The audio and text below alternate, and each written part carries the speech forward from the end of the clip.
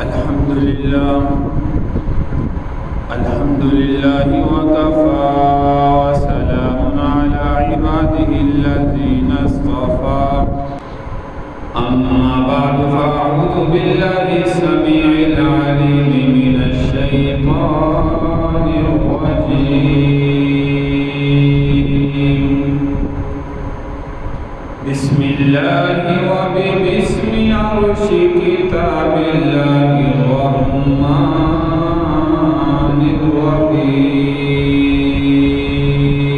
الرحيم لقد رضي الله عن المؤمنين إذ يبايعونك تحت الشجرة فعلم ما في قلوبهم فأنزل السكينة وقال في موضع آخر إنا أعطيناك الكوثر فصل لربك وانحر إن شانئك هو الأبتر صدق الله مولانا العظيم رب اشرح لي صدري ويسر لي أمري واحلل عقدة من لساني يفقهوا قولي رب زدني علما رب زدني علما رب زدني علما سبحانك لا علم لنا إلا ما علمتنا إنك أنت العليم الحكيم يا رب صل وسلم دائما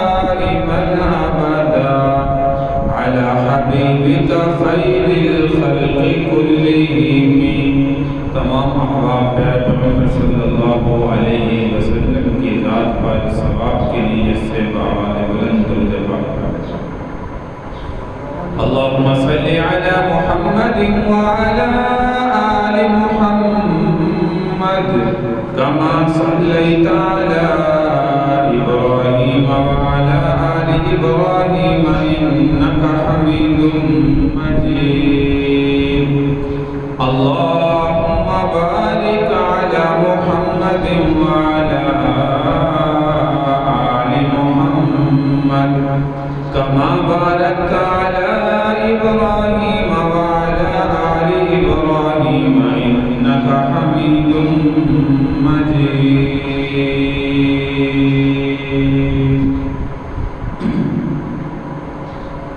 قابل صدر احترام سامعین کرام بزرگوں دوستوں پردہ نشین ماؤں بہنوں عید الاضحیٰ کا آج تیسرا دن ہے اللہ تبارک و تعالی سے دعا ہے کہ جن مسلمانوں نے عید الاضحیٰ کے موقع پر جانوروں کو اللہ کے نام پر قربان کیا ہے اللہ تبارک و تعالی ہر ایک کی قربانی کو اپنی بارگاہ میں قبول فرمائے اور جو اجر و ثواب ہے اللہ تبارک و تعالی ہر ایک مسلمان کو جانور کی ذبح کرنے پر عطا فرمائے اور جو من و ریا کسی نہ کسی سے کچھ ہوا ہے دکھلاوا اللہ تبارک و تعالی اس سے جو ہے وہ ہماری حفاظت فرمائے اس کو درگزر فرمائے اور جتنے بھی مسلمان حج کے لیے خانہ کعبہ میں مکہ مکرمہ میں میدان عرفات منی مزدلفہ تمام تر مقامات پر ارکان ادا کیے خالق کائنات ہر ایک کی حج کو بھی قبول فرمائے اور ہم سب کو زندگی میں بار بار اللہ تبارک و تعالی اپنے گھر بلائے حج کی سعادت عطا فرمائے عمرہ کی بار بار سعادت عطا فرمائے زندگی میں اللہ یہ رونقیں ہمیں بار بار جو ہے وہ دکھانا نصیب فرمائے آج عید الاضحیٰ کا تیسرا دن ہے مسائل تفصیلاً درس کے موقع پر بھی اور گزشتہ جمعوں کے خطبوں کے اندر بھی آپ کے سامنے ذکر کیے گئے۔ آج عید الاضحیٰ کا تیسرا دن ہے۔ عید الاضحیٰ کے موقع پر 3 دن ہی اللہ نے ہمیں عطا فرمائے ہیں کہ 3 دن جانوروں کو ہم اللہ کے نام پر جو ہے وہ قربان کریں، جس میں دن کو بھی کر سکتے ہیں، رات کو بھی کر سکتے ہیں۔ پیارے پیغمبر صلی اللہ علیہ وسلم کے دور میں افضل دن کا وقت متعین ہوتا تھا، کیونکہ رات کے وقت لائٹوں کا، روشنی کا انتظام نہیں ہوتا۔ اس وقت جو ہے وہ دیے جلتے تھے، چراغ جلتے تھے، اور آج کل ہمارے ہاں وسیع روشنی کا انتظام ہوتا ہے، اس لیے کوئی رات کو بھی کرنا چاہے تو اجازت ہے، کر سکتا ہے، دن کو کرے رات کو کرے، لیکن 3 دن جو ہے وہ عید الاضحیٰ کے موقع پر جانوروں کو اللہ کے نام پر قربان کرنے کا وقت ہوتا ہے۔ آج تیسرا دن ہے، عصر کی نماز تک احتیاطاً جو ہے اتنا ہمارے پاس وقت ہوتا ہے، اور ذبح کے متعلق تفصیل گزشتہ بھی ذکر کیا کہ مرد بھی کر سکتے ہیں، عورتیں بھی کر سکتی ہیں۔ عورت اگر اپنا ذبح کرنا چاہے جانور تو اجازت ہے، لیکن چونکہ اکثر عورتوں کے دل جو ہے وہ زیادہ نرم ہوتے ہیں، خون کو دیکھ کر برداشت ان میں کم ہوتی ہے، اسی لیے عورتیں جو ہے وہ جانور ذبح نہیں کرتی، لیکن اگر کوئی کرنا چاہے تو وہ اجازت ہے اسلام کے اندر، شریعت کے اندر۔ تو آج میرے بھائی تیسرا دن ہے، اللہ تبارک و تعالیٰ ہر ایک کی قربانی کو قبول فرمائے، اور زیادہ سے زیادہ اخلاص نیت کے ساتھ جب بھی یہ عمل زندگی میں آئے، کیونکہ حضور علیہ الصلوۃ والسلام نے فرمایا،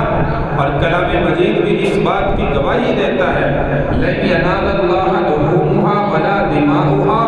وَلَٰكِن يَنَالُهُ التَّقْوَىٰ مِنكُمْ۔ ہر جو بھی نیکی ہمارے اوپر اللہ نے فرائض مقرر کیے ہیں، جو واجبات ہیں، جو سنتیں ہیں، کوئی بھی عمل، کوئی بھی نیکی انسان کرتا ہے، یاد رکھیے اللہ تبارک و تعالیٰ اس میں انسان کے دل کی نیت کو چیک کرے، انسان کے دل کی نیت کو دیکھتے ہیں۔ اس بندے کی دل کی نیت جو ہے وہ خالصتاً اللہ کی رضا کے لیے ہے یا کسی دنیا والوں کو دکھانے کے لیے ہے۔ کوئی انسان صدقہ خیرات کرتا ہے، کوئی سخاوت کرتا ہے، کوئی زکوٰۃ دیتا ہے، کوئی روزے رکھتا ہے، کوئی حج کا عمل کرتا ہے، کوئی قربانی کا عمل کرتا ہے، کوئی بھی عمل دنیا میں نیک کرتا ہے، اللہ تبارک و تعالیٰ فرما رہے ہیں تمہارے دل کی نیت کو چیک کرتا ہوں، تمہارے دل کے تقوی کو دیکھتا ہوں۔ اسی لیے عید الاضحیٰ کے موقع پر بھی کلام مجید نے اس بات کا اعلان فرمایا، لَن يَنَالَ اللَّهَ لُحُومُهَا وَلَا دِمَاؤُهَا وَلَٰكِن يَنَالُهُ التَّقْوَىٰ مِنكُمْ۔ اللہ تو بے نیاز ہے، اللہ الصمد، اللہ کو تو نہ ہمارے جانور کی ضرورت ہے جو ہم ذبح کر کے خود جانور کا گوشت کھا رہے ہیں، نہ خون کی ضرورت، نہ گوشت کی ضرورت، نہ جانور کی ضرورت، نہ پیسوں کی ضرورت، نہ مال و دولت کی ضرورت، نہ سونے چاندی کی ضرورت، کسی چیز کی اللہ کو یاد رکھیے ضرورت نہیں ہے۔ اللہ ان تمام تر چیزوں سے بالا تر ہے، پاک ہے، بے عیب ذات ہے۔ یہ تو ہمارے اندر عیب ہے، یہ تو انسان ہے، ہماری ضروریات ہے، اللہ کو تو ضرورت نہیں ہے ان چیزوں کی۔ تو اسی لیے اللہ فرماتے ہیں نہ مجھے جانور کی ضرورت، نہ خون کی ضرورت، نہ گوشت کی ضرورت، نہ کسی اور چیز کی ضرورت۔ جانور کو مسلمان بندہ جب ذبح کرتا ہے، یاد رکھیے اس وقت بھی اللہ فرما رہے ہیں وَلَٰكِن يَنَالُهُ التَّقْوَىٰ مِنكُمْ، میں تمہارے دل کی نیت کو دیکھوں گا، تمہارے دل میں اللہ کی رضا کتنی ہے اور دنیا کو دکھانا کتنا ہے۔ اگر اللہ کی رضا مطلوب ہوگی تو میرے بھائی یہ جانور کے خون کا قطرہ ہم جانور کے گلے پر چھری چلائیں گے، ابھی ایک قطرہ زمین پر نہیں گرتا، اس سے پہلے فرمایا یہ جانور اللہ کے ہاں قبولیت کو پہنچ جائے۔ اور ایک ایک جانور کے بال کے بدلے اللہ مسلمان کو نیکیاں عطا فرما رہے ہیں۔ اس مسلمان جو جانور کو ذبح کر رہا ہے جس کا جانور ہے جس نے خریدا ہے، فرمایا ہر ایک بال کے بدلے اللہ گناہوں کی مغفرت کا اعلان کر رہا ہے۔ اور پھر صرف یہی نہیں، فرمایا یہی جانور جتنا زیادہ اخلاص سے کرو گے، آخرت میں یہ اپنے پورے جسامت کے ساتھ، جیسے دنیا میں صحیح سالم ذبح کرنے سے پہلے کھڑا ہے، حرکت ہے، سب کچھ ہے، آخرت میں دوبارہ اللہ کے دربار میں ایسے کھڑا ہو۔ اور اس مسلمان جس نے دنیا میں اللہ کی رضا کے لیے ذبح کیا، اللہ کی رضا حاصل کرنے کے لیے ذبح کیا، یاد رکھو اسی مسلمان کے حق میں یہ جانور شفاعت کرتا ہے، یا اللہ اس کو جہنم میں نہ ڈالنا، اس نے دنیا میں تیری رضا کے لیے مجھے ذبح کیا۔ تو میرے بھائی کتنا بڑا اجر و ثواب، کتنی بڑی فضیلت۔ اس لیے جب بھی زندگی میں موقع آئے بار بار صرف اللہ کی رضا کو مطلوب رکھو، اللہ کی رضا کے لیے۔ تو عید الاضحیٰ کا موقع آج تیسرا دن ہے، اللہ تبارک و تعالی ہم سب کی قربانی کو قبول فرمائے، اور خالق کائنات اس موقع پر آخری مسئلہ اور یاد رکھے، جو گوشت کی تقسیم کا مسئلہ ہے، گزشتہ بھی میں نے ذکر کیا، جو مستحق حضرات ہیں ان کے گھر تک پہنچایا کریں۔ مستحق حضرات ہیں جن کا ہمیں علم ہے، سب سے پہلے اپنی برادری میں دیکھیں، اپنی برادری میں دیکھیں جو مستحق ہے، جنہوں نے قربانی نہیں کی، جو صاحب نصاب نہیں ہے، مالی لحاظ سے کمزور ہے، عید الاضحیٰ کے موقع پر کم از کم ان کے گھر میں اتنا گوشت بھیجیں کہ وہ سارے مل کر ایک وقت جو ہے وہ کھانا جو ہے وہ اطمینان سے کھا سکیں۔ لیکن ہمارا رویہ کیا ہوتا ہے، میں نے گزشتہ میں ذکر کیا، ہم ان کے گھر بھیجتے ہیں جہاں سے ہمیں آنے کی امید ہے، یا بھیجتے بھی ہیں بالکل تھوڑا سا بھیجتے ہیں، اتنے میں وہ بیچارے اپنی ایک وقت کی ہانڈی بھی نہ پکا سکیں۔ تو میرے بھائی اس موقع پر اللہ نے جو ہمیں دیا ہے، ہم جانور اللہ کے نام پر ذبح کر رہے ہیں، تو اپنے ان مستحق گھروں کا خصوصی طور پر خیال کیا کریں۔ جب کیا اللہ کی رضا کے لیے تو اللہ کو راضی کریں، اللہ تو اسی وقت راضی ہوگا نا کہ جب مستحق کا خیال کریں گے۔ اس وقت تو راضی نہیں ہوگا کہ جب ہم سارے کا سارا خود گھر میں رکھ لیں یا اپنے عزیز و اقارب میں تقسیم کریں، غرباء کو دیکھیں نہ، مستحقین کو دیکھیں نہ، ان کا خیال ہی نہ کریں، اپنی فریج بھر کے جو ہے وہ رکھ لیں، اور مستحق کے گھر تک جو پہنچانا تھا اللہ نے حکم دیا تھا وہ ہم روک کر رکھ لیں۔ تو میرے بھائی یہ اللہ کی رضا تو نہ ہوگا، اس عمل سے پھر اللہ تو راضی نہ ہوا، اللہ تو ناراض ہوگا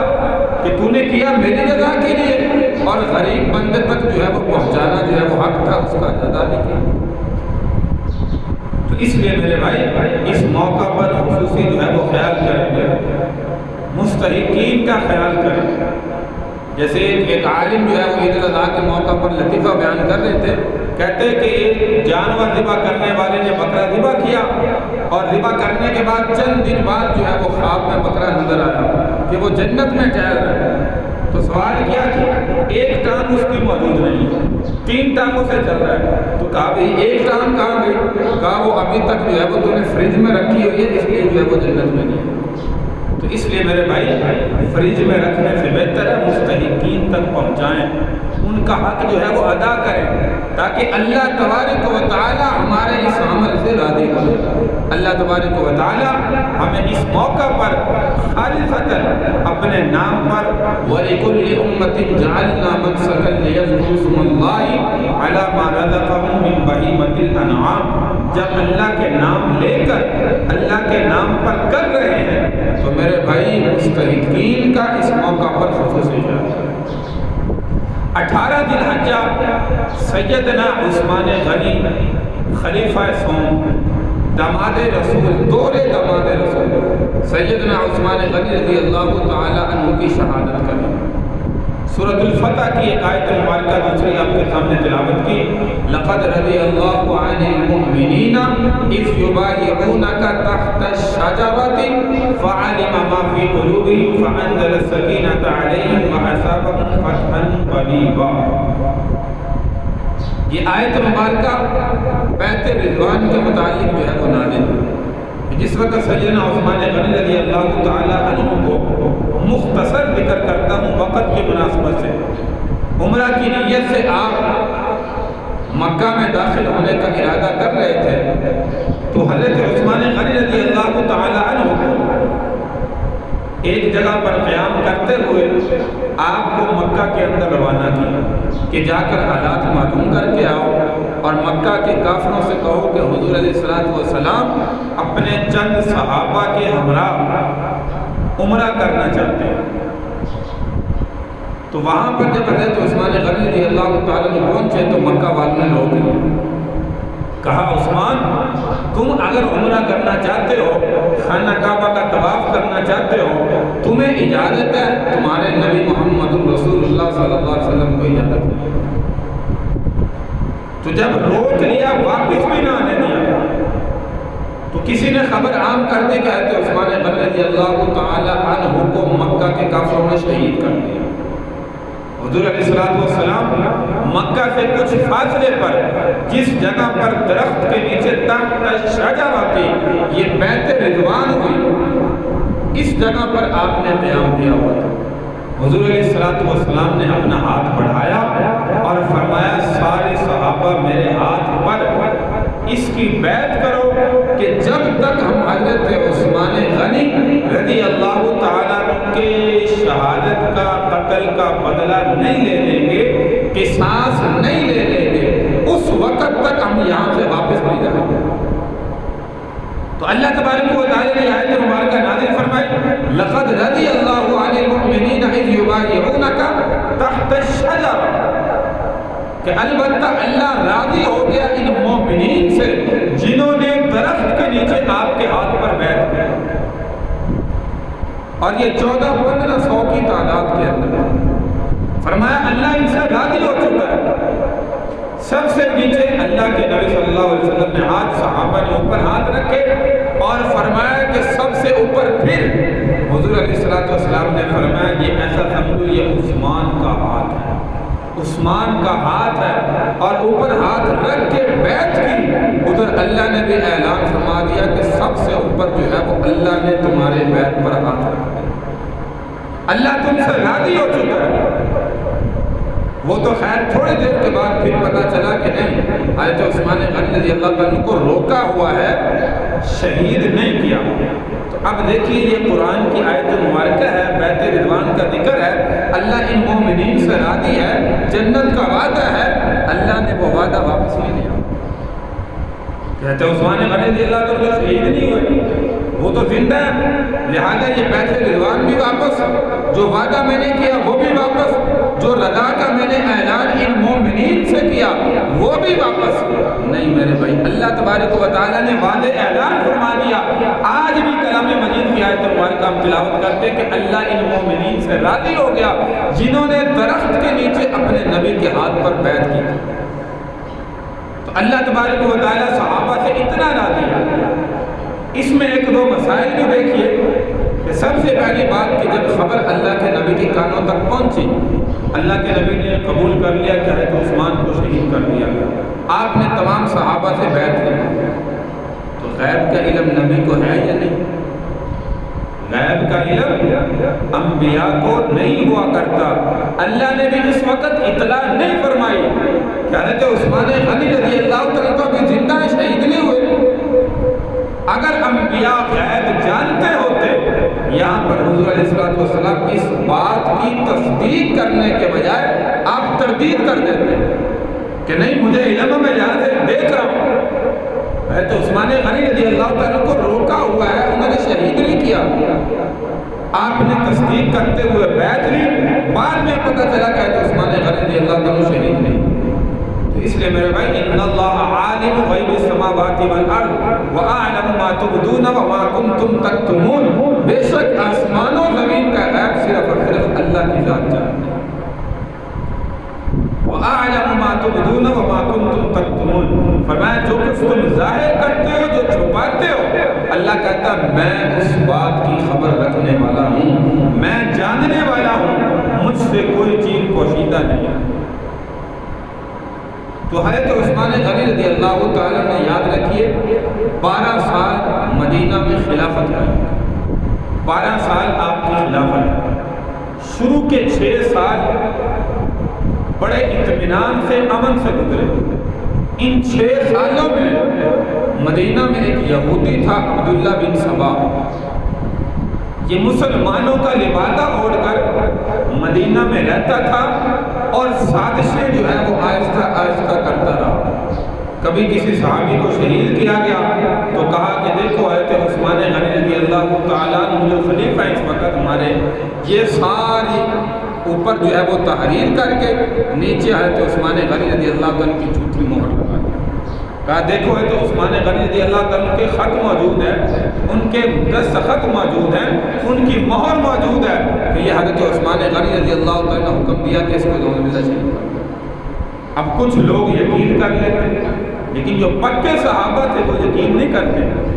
تو اس طرح یہ عبداللہ بن سبا نے مسلمانوں کا لبادہ اوڑھا۔ بہت سے لوگ ایسے ہیں جنہوں نے عیسائیوں کا لبادہ اوڑھ کر اسلام کو نقصان پہنچایا، کچھ یہودی ایسے تھے جنہوں نے مسلمانوں کا لبادہ اوڑھ کر مسلمانوں کو نقصان پہنچایا۔ یہ عبداللہ بن سبا بھی ایسے تھا، بڑا بزرگ بن کے ہاتھ میں 24 گھنٹے اس کے ہاتھ میں تسبیح ہوا کرتی تھی اور اللہ اللہ زبان پر ہوتا تھا، کہتا تھا مسلمانوں زکوٰۃ دیا کرو، مسلمانوں حج کیا کرو، مسلمانوں اچھے کام کیا کرو، مسلمانوں غلط کام نہ کیا کرو، مسلمانوں دنیا میں ہمیں اللہ نے بھیجا ہے آخرت کی تیاری کے لیے۔ یہ ساری باتیں زبان سے عبداللہ بن سبا کرتا تھا اور اندر ہی اندر ساتھ یہ کرتا تھا کہ کسی نہ کسی طریقے سے حضرت عثمان غنی رضی اللہ عنہ کو خلافت سے ہٹا دیا تھا۔ تو شروع کے 6 سال بڑے اطمینان سے گزرے، اس کی سازشیں چلتی رہی۔ 6 سال جو دوسرے تھے وہ اطمینان سے امن سے جو ہے وہ نہ گزرے۔ خیر ایک دن وقت ایسا آ گیا، وقت جو ہے وہ کم ہے اس لیے مختصر آپ کے سامنے ذکر کر رہا ہوں۔ 18 ذی الحجہ سیدنا عثمان غنی رضی اللہ تعالیٰ کی شہادت کا دن، اور یہ دن ایسے تھے کہ جب زیادہ تر صحابہ مسلمان جو ہے وہ حج کرنے کے لیے مکہ میں گئے، اور یہ مدینہ کا واقعہ ہے 18 ذی الحجہ، کیونکہ اس وقت جہاز کا تو نظام ہوتا نہیں تھا کہ ایک دن کے اندر جو ہے وہ واپس اپنے ملک میں پہنچ جائے، ایک دن کے اندر جو ہے وہ واپس مکہ مکرمہ میں پہنچ جائے۔ اونٹوں پر سفر ہوا کرتے تھے، بڑے دن لگ جاتے تھے جانے میں اور آنے میں مہینے لگ جاتے تھے۔ آج کل بھی مکہ سے مدینہ میں ہم جاتے تھے، دیکھیے گاڑی پہ 5-6 گھنٹے لگتے ہیں۔ تو اگر اونٹ کتنی رفتار سے چلتا ہے آپ بھی جانتے ہیں، تو اونٹ پر چلیں گے تو کئی دن لگ جاتے ہیں۔ تو مسلمان زیادہ تر صحابہ کرام رضی اللہ عنہم اجمعین حج کے لیے تشریف لے گئے، کچھ گنتی کے صحابہ جو ہے وہ مدینہ میں موجود تھے۔ تو انہوں نے نعوذ باللہ جب خطبہ جمعہ پڑھانے کے لیے حضرت عثمان غنی رضی اللہ تعالیٰ ممبر پر تشریف لائے، خطبہ دے رہے تھے، یہ عبداللہ بن سبا جو یہودی تھا، مسلمانوں کا لبادہ اوڑھا ہوا تھا، اس نے تقریباً اس وقت 800-900 بندے جن کو باغی کہا جاتا، بلوائی کہا جاتا ہے، یہ اس وقت مدینہ کے اندر بلا لیے کہ ہم نے آج جو ہے یہ کام اس وقت جو ہے وہ کرنا ہے۔ حضرت عثمان غنی رضی اللہ تعالیٰ عنہ ممبر پر بیٹھ کر خطبہ دے رہے ہیں، آپ کے دست مبارک میں وہی عصا مبارکہ ہے جو حضور علیہ السلام جس عصا پر ہاتھ رکھ کر خطبہ دیا کرتے ہیں۔ اس کے بعد حضرت ابوبکر صدیق رضی اللہ تعالیٰ عنہ اس لاٹھی کو پکڑ کر خطبہ دیتے تھے۔ اس کے بعد حضرت عمر بن خطاب رضی اللہ تعالیٰ عنہ اس لاٹھی کو پکڑ کر خطبہ ارشاد فرمایا کرتے تھے۔ حضرت عثمان غنی رضی اللہ تعالیٰ عنہ بھی اسی لاٹھی مبارکہ کو پکڑ کر خطبہ ارشاد فرمایا۔ ان میں سے ایک جو ہے وہ یہودی بلوائی کھڑا ہوا اور کہنے لگا ہم حضرت عثمان کو خطبہ ارشاد نہیں فرمائے، اور نعوذ باللہ آپ کی طرف ایک پتھر اچھالا، پتھر آپ کے چہرے مبارک پر لگا، ایک اور آگے بڑھا، اس نے وہ عصا پکڑ کر اس کے جو ہے وہ 2 ٹکڑے کر دیے۔ یہ چند جو بلوائی مسجد نبوی میں داخل ہوئے،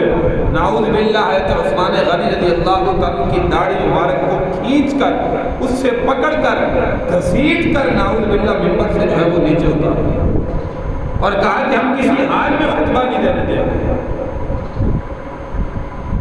اس کے بعد ہے عثمان غنی رضی اللہ تعالیٰ عنہ اپنے قصر خلافت میں چلے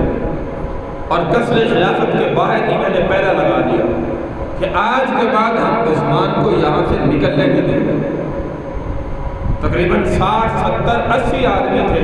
جو یہ باغی باہر پہلا دینے کے لیے کھڑے ہو گئے کہ کسی حال میں یہاں سے نکلنے نہیں دیں گے۔ اور صحابہ کرام رضی اللہ عنہم اجمعین بڑی کوشش کرتے رہے، جو چند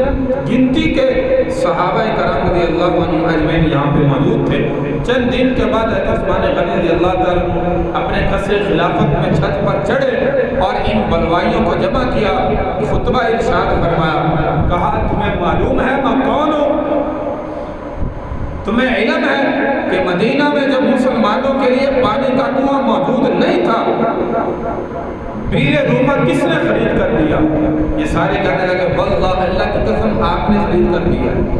اعتراف بھی کر رہے ہیں اور قتل کرنے کی سازشیں بھی کر رہے ہیں۔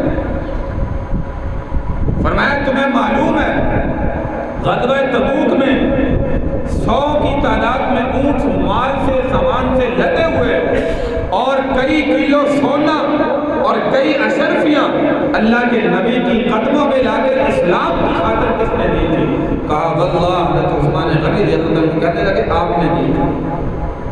اور بہت سی ایسی خدمات عثمان غنی رضی اللہ تعالیٰ عنہ نے شمار کروائی، کہنے لگے واللہ اللہ کی قسم آپ نے دی تھی، ہم اعتراف کرتے ہیں۔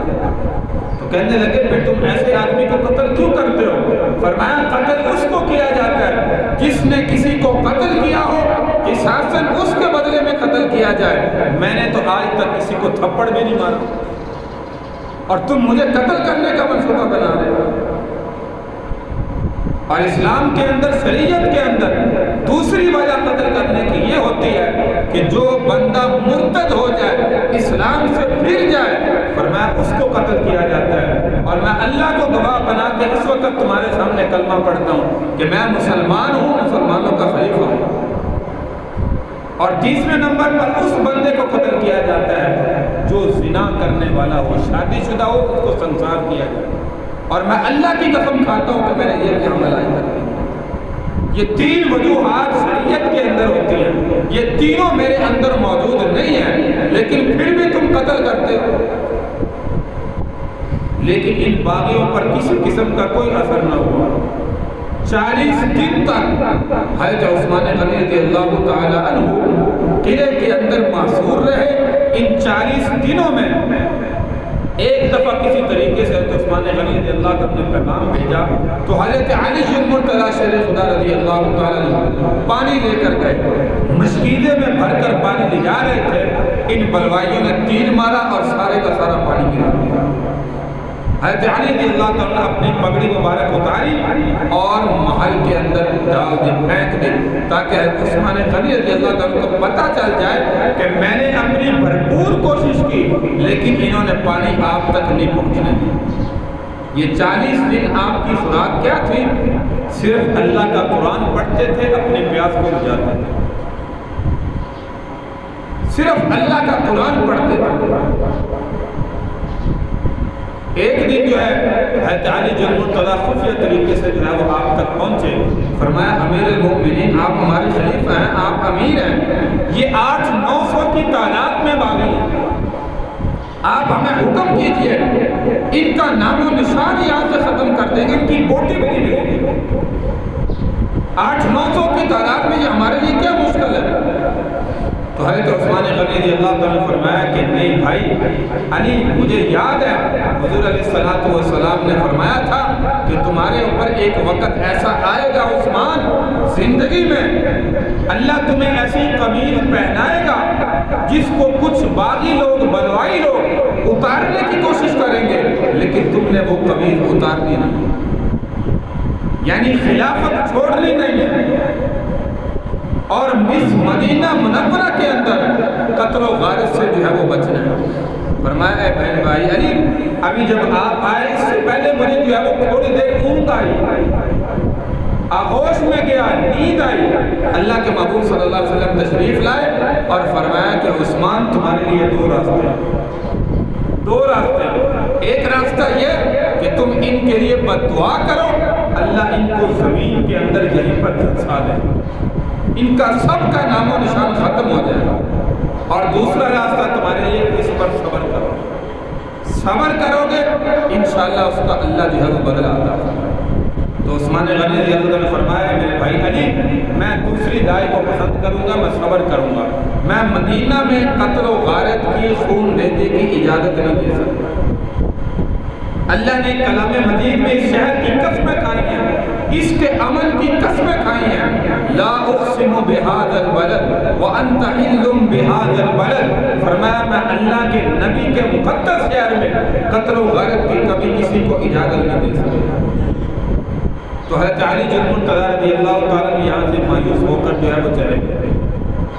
اور اس وقت فرمایا کہ اللہ کے محبوب خواب میں آئے، مجھے سینے سے لگایا اور فرمایا کہ عثمان آج تم نے روزہ رکھا ہے، فرمایا افطاری انشاءاللہ عالم برزخ میں میرے ساتھ آ کر، فرمایا اللہ کے نبی نے مجھے خوشخبری دی ہے، اس سے معلوم ہوا کہ میری شہادت کا وقت ہے۔ تو آپ عصر سے پہلے جو ہے کلام مجید فرقان حمید اپنے محل کے صحن میں قصر خلافت میں آ کر آپ نے کھولا، پہلے سپارے کی تلاوت شروع فرما دی، کرتے کرتے آخری سپارے تک پہنچے کہ بلوائی دیوار پھلانگ کر اندر داخل ہوئے، اور آتے ہی سینے کے اندر جو ہے وہ نیزے مارنے چھوڑ گئے۔ 40 دن بھوک پیاس کو برداشت کر رہے ہیں، اتنا بڑا ظلم جو ہے وہ کہیں پر نہیں، سینے میں آ کر سلاخیں اتار دی، نیزے مارنے شروع کر دیے۔ حضرت نائلہ رضی اللہ تعالی عنہا تشریف لائی، آپ کی بیوی ہیں، وہ بھی چھڑانے کی بڑی کوشش کی، اب ان کو بھی بلوائیوں نے جو ہے وہ مارنا شروع کر دیا، کہا ایسے بندے کو مارتے ہو جس کا اتنا بڑا مقام ہے، جس نے تمہیں بیر روما خرید کر دیا، جس نے مدینہ کے اندر فلاں فلاں کام کیے، اس بندے کو جو اللہ کے نبی کا پیارا محبوب ہے، فرمایا کچھ تو شرم کرو۔ لیکن بلوائی جو ہے وہ نہ رکے، اب باہر ان بلوائیوں کا پہلا اور اندر آ کر داخل ہو کر نعوذ باللہ کہ عثمان غنی رضی اللہ عنہ کو شہید کر۔ کسی صحابی کو کوئی علم نہیں، جو چند گنتی کے صحابہ کرام مدینہ میں موجود ہیں، ان کو بھی علم نہیں کہ آج ہے تو عثمان غنی رضی اللہ عنہ شہید ہو رہے ہیں۔ تو جب نیزے سینے کے اندر نعوذ باللہ مارے، خون کے فوارے نکلے، کلام مجید کی اس آیت مبارکہ پر فَسَيَكْفِيكَهُمُ اللَّهُ وَهُوَ السَّمِيعُ الْعَلِيمُ کہ ان قریب ہمیں اللہ جو ہے وہ کافی ہے، وہ سننے والا بھی ہے، جاننے والا بھی ہے۔ فرمایا اسی لیے فرمایا کہ آخرت میں کسی کی شہادت کی گواہی احد کا میدان دے گا، کسی کی شہادت کی گواہی بدر کا میدان دے گا، کسی کی شہادت کی گواہی کوئی میدان دے گا۔ حضرت عثمان غنی رضی اللہ عنہ واحد شہید ہے جن کی شہادت کی گواہی آخرت میں اللہ کے دربار میں اللہ کا قرآن چھوڑ دے گا۔ اور اس کے بعد کہتے ہیں کہ 2 دن تک حضرت عثمان غنی رضی اللہ عنہ کی لاش مبارک یہی قصر خلافت میں رکھی، اندر آنے کی اجازت نہیں دی۔ تو خیر چند صحابہ جو ہے وہ جیسے بھی اندر آئے، انہوں نے آ کر جو ہے وہ حضرت عثمان غنی رضی اللہ تعالیٰ کو اٹھایا، اور جو ہے وہ رات کے وقت آپ کا جنازہ جنت البقیع کے اندر آپ نے، اور جنت البقیع کے اخیر کے اندر حضرت عثمان غنی رضی اللہ تعالیٰ عنہ کی قبر مبارک بنائی، وہاں پر آپ کو دفن کیا، اور چند دن تک وہاں پہ پہرا رکھا کہ کہیں یہ باغی حضرت عثمان غنی رضی اللہ تعالیٰ عنہ کو قبر سے نکال کر بے حرمتی نہ کرے۔ رات کو جنازہ نکالے، جنازے پر بھی نعوذ باللہ پتھر برسا رہے تھے۔ یہ مدینہ کے اندر میرے بھائی ایسے باغی داخل ہوئے، ایسے فتنہ شروع ہوا، اور اس کے بعد پھر فتنہ جو ہے وہ رکا نہیں۔ آپ جانتے ہیں کوفہ کے اندر حضرت علی المرتضیٰ خلیفہ چہارم رضی اللہ تعالی عنہ کو بھی شہید کیا گیا، حضرت حسن کو بھی زہر دیا گیا، اس کے بعد حضرت حسین کو میدان کربلا کے اندر شہید کیا گیا۔ یہ ساری سازش یہودی ان عبداللہ بن سبا کی اور اس کے پیروکار جتنے تھے، یہ سازش پھیلتی گئی، یہ سازش جو ہے وہ رکی۔ جنگ جمل، جنگ صفین، یہ بھی انہی یہودی حضرت عبداللہ بن سبا جو مسلمان بن کر اپنے آپ کو حضرت کہتا تھا، مسلمان کہتا تھا۔ میں نے شروع میں کہا کہ ہاتھ میں ہر وقت تسبیح ہوتی تھی، لبادہ مسلمانوں کا ہوتا تھا، سفید کپڑے پہنتا تھا، اور مسلمانوں کو اسلام کی دعوت دیتا نظر آ رہا ہے ہر گلی میں مدینہ میں۔ مسلمانوں زکوٰۃ دیا کرو، مسلمانوں حج دیا کرو، مسلمانوں نماز نہ چھوڑا کرو، آخرت میں سب سے پہلے نماز کی پوچھ ہوگی۔ مسلمانوں اچھے کام کیا کرو، غلط کام نہ کیا کرو، غلط کام سے باز آ جاؤ۔ یہ زبان پر الفاظ، ہاتھ میں تسبیح اور دل میں جو ہے وہ دیکھو کتنا بڑا بغض صحابہ کا موجود ہے۔ تو یہ فتنہ پھیلتا پھیلتا پھر صحابہ کی شہادت جو ہے وہ اسی طرح جو ہے وہ ہوتی ہے۔ تو میرے بھائی یہ صحابہ کی دین اسلام کے پیچھے اتنی بڑی قربانیاں ہیں۔ تو عثمان غنی رضی اللہ تعالیٰ عنہ کی خبر جنت البقیع کے اندر موجود ہے۔ اسلام کی خاطر کتنی قربانیاں دی اور اسلام کی خاطر کتنا کام اپنی زندگی کے اندر کیا۔ اللہ تبارک و تعالیٰ سے دعا ہے اللہ ہمیں بھی صحابہ کے نقش قدم پر چلنے کی جو ہے وہ توفیق عطا فرمائے۔ آج ہمیں کوئی تھپڑ مارتا ہے نا، ہم سے برداشت نہیں ہوتا، ہم کہتے ہیں اس کو قتل کر دیں۔ تو عثمان غنی رضی اللہ تعالیٰ کو اختیار دیا گیا، آپ صرف ہاتھ اٹھا کے بس دعا کریں گے اللہ ان کو زمین کے اندر غرق کر دے گا۔ لیکن حضرت عثمان غنی رضی اللہ نے فرمایا کہ نہیں، میں اس رائے کو پسند نہیں کرتا، میں دوسرا آپشن پسند کرتا ہوں کہ اس پر صبر کروں۔ اپنی شہادت کو قبول کر لیا، دنیا سے چلے گئے، لیکن ایسا قدم نہیں اٹھایا۔ حالانکہ باغی تھے، یہودی تھے، واجب القتل تھے، قتل بھی ان کا جائز تھا۔ حضرت علی المرتضیٰ رضی اللہ تعالیٰ پوچھنے گئے تو اجازت دے سکتے تھے، یہ نہیں کہ کوئی گناہ کا کام کر رہے تھے، ثواب کا کام تھا، ان کا قتل کی اجازت تھی، شریعت اجازت دے رہی ہے۔ لیکن اس کا باوجود فرمایا کہ میں صبر کروں۔ اس لیے میرے بھائی زندگی میں کوئی تکلیف پہنچے، اپنے عجز و اقارب کی وجہ سے، رشتہ داروں کی وجہ سے، کبھی کوئی لڑائی جھگڑا ہو جائے، اس پر صبر کیا کرے۔ صبر کا بدلہ اللہ تبارک و تعالیٰ بہترین عطا فرماتے ہیں۔ ہم اپنے آپ سے باہر ہو جاتے ہیں اور اس کا نتیجہ کیا نکلتا ہے کہ ایک دو بندے قتل ہو جاتے ہیں، کئی خاندان قتل ہوتے دیکھے، اس کے پیچھے چھوٹی چھوٹی باتوں پر قتل ہوتے دیکھے۔ میرے بھائی صبر کریں گے، صبر کا بہترین بدلہ اللہ تبارک و تعالیٰ جو ہے وہ آخرت میں عطا فرمائیں گے۔ جانا تو ہر ایک نے ہے، جانا تو ہر ایک نے، اس دنیا میں تو کسی نے رہنا نہیں۔ اگر چلے بھی گئے صبر کر کے، آخرت میں جو بدلہ ملے گا ہم پریشان ہو جائیں گے۔ اتنا بڑا انعام اللہ عطا فرما رہا ہے۔ تو اللہ تبارک و تعالیٰ میرے بھائی صحابہ کی صفات یہ اسی لیے ہیں ہم اپنی زندگی میں اپنانے والے بن جائیں، اور افسوس کہ جو آج ہمارے اندر موجود نہیں۔ اللہ تبارک و تعالیٰ ہمیں عمل کی توفیق عطا فرمائے اور صحابہ کرام رضی اللہ عنہم اجمعین کی صفات، عادات، اخلاق، افعال، اعمال اپنی زندگی میں اپنانے کی توفیق عطا فرمائے۔ وآخر دعوانا ان الحمد للہ رب العالمین۔